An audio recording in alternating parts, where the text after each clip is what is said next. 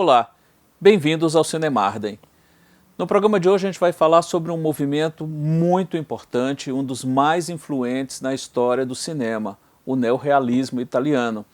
O cinema, ao longo dos seus pouco mais de 100 anos, teve muitos movimentos, muitas escolas, como o expressionismo alemão, o construtivismo russo, a nouvelle vague francesa, o cinema novo brasileiro, a nova onda asiática, japonesa, vários, mas talvez o mais importante e com certeza um dos mais influentes foi o neorrealismo italiano, que surge na Itália, obviamente, no meio da primeira metade dos anos 1940.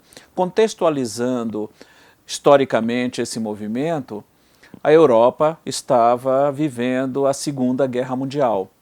E um dos países que foi muito atacado foi justamente a Itália. Roma, onde ficava o grande centro produtor de filmes na Itália, teve o seu principal estúdio, a Cinecittà, bastante destruída. Paralelo a esse momento cinematográfico inusitado, quando muitos cineastas ficaram completamente desorientados, deu um branco geral, não sabiam direito que caminho seguir. Paralelo a isso, existia um movimento literário que tentava, a partir daquele momento único que o país estava vivendo, extrair daí histórias que retratassem da maneira mais fiel possível a realidade que aquele povo enfrentava. Tem até uma frase muito interessante que foi dita pelo Giuseppe De Santis, que depois veio a fazer alguns filmes, e o Mario Alicata. Essa frase foi dita em 1941. Dizia o seguinte: nós estamos convencidos que um dia nós criaremos nosso mais belo filme seguindo o passo lento e cansado do trabalhador que retorna para casa. Essa frase é muito forte e é bem emblemática do que viria a ser, pouco tempo depois, o cinema neorrealista, a escola neorrealista de cinema. Há uma certa controvérsia com relação a qual teria sido o primeiro filme neorrealista. Muitos defendem que esse filme foi Obsessão, um filme feito em 1943 por Luchino Visconti. Outros defendem que esse primeiro filme do movimento seria Roma, Cidade Aberta, um filme de 1945 dirigido pelo Roberto Rossellini e que teve entre os seus roteiristas Federico Fellini. De qualquer maneira, historicamente mesmo, o primeiro filme a seguir os passos do que viria a ser conhecido depois como os elementos que compõem o estilo dessa escola seria mesmo Obsessão, até porque ele foi feito em 1943. Mas Roma, Cidade Aberta é uma espécie assim de consolidador da filosofia desse movimento. Ele sim traz todos os elementos que foram caros à escola neorrealista. O que é que aconteceu efetivamente? Tínhamos um grupo de cineastas que queria se expressar. Tínhamos os estúdios destruídos por causa da guerra. A Itália, até aquele momento, era conhecida por suas produções suntuosas, todas feitas em grandes estúdios como o Cinecittà, por exemplo. Com esses estúdios fora de operação, não havia mais onde fazer esses filmes. E a ideia que esses cineastas tiveram foi de, inspirado naquele movimento literário que procurava retratar fidedignamente a realidade que o país enfrentava, de estar ocupada, de estar no meio de um conflito mundial, de mostrar o dia a dia duro dessa população, principalmente da população mais pobre e desassistida.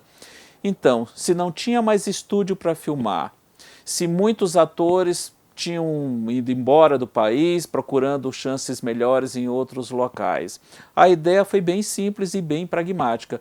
Vamos filmar na rua, mostrando a realidade das ruas, misturando atores profissionais com pessoas das ruas. E dessa ideia surge então esse movimento, que procurava fazer um cinema completamente despojado de recursos tecnológicos grandiosos e elaborados que eram marca não só do cinema italiano feito anteriormente, mas também de Hollywood, que já era naquela época a grande meca cinematográfica.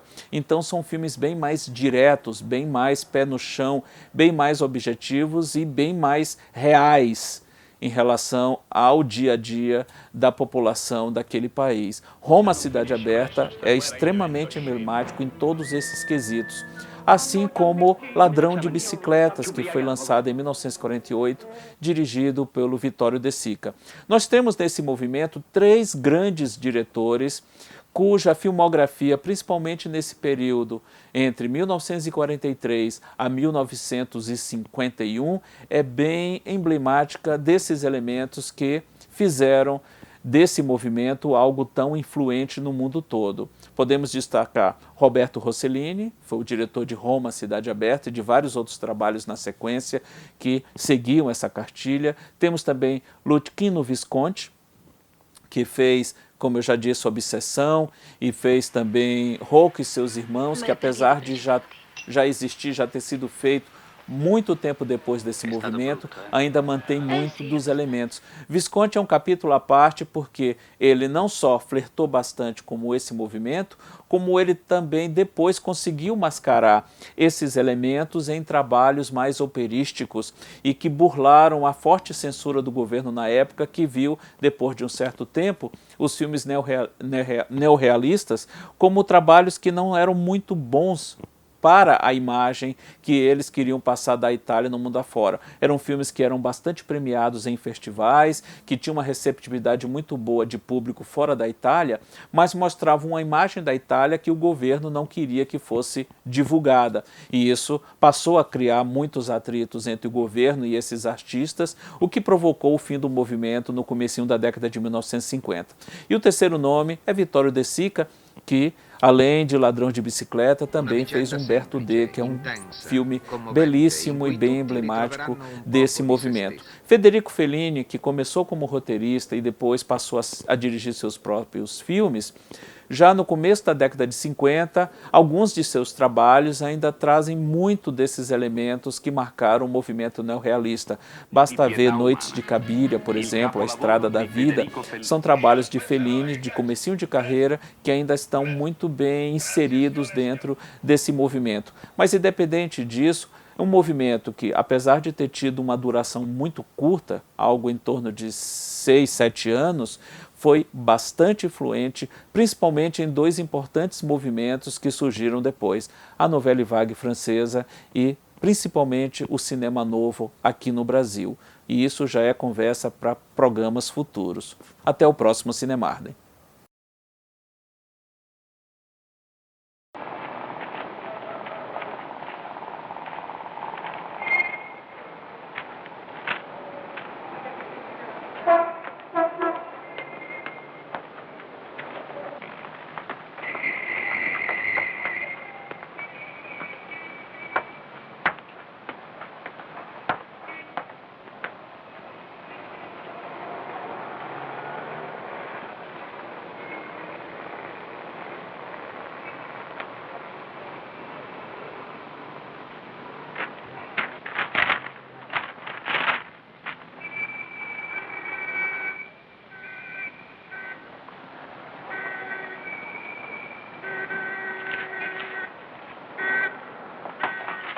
Al ladro! Al ladro!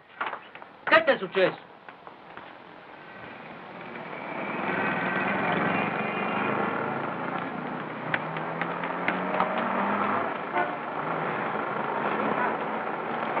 Monta, monta! Vai appresso, corri! Corri, dai! Corri!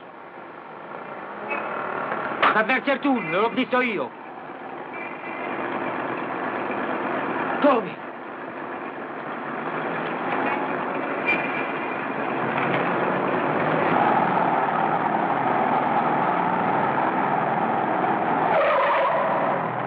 Che c'è?